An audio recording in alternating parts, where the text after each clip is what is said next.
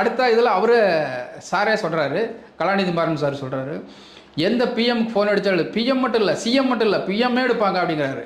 நம்ம பிஎம் மட்டும் இல்லை, எந்த நாட்டோட பிஎம் எடுத்தாலும் எடுப்பார். ஏன்னா அவ்வளோ பெரிய ஆள் ரஜினி அப்படின்னு சொல்லிட்டு கிட்டத்தட்ட ரஜினியை தூக்கி நிறுத்துறாரு.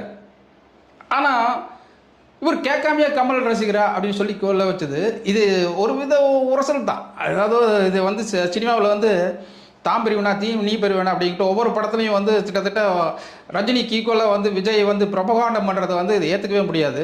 ஏன்னா ரஜினி வந்து மலை, நீ மடு அப்படிங்கிறதா ரஜினி. அதான் எல்லா தயாரிப்பாளருக்கும் தெரியும், எல்லா பத்திரிக்கையாளருக்கும் தெரியும். என்னதான் ஒரு பூகம்பத்தை ஒரு பிரம்மாண்டத்தை கட்டி விஜயெல்லாம் எடுத்தினாலும் ரஜினி வந்து ஈக்குவலாக சொல்லவே முடியாது. ஏன்னா ரஜினி மலை, இவர் மடு.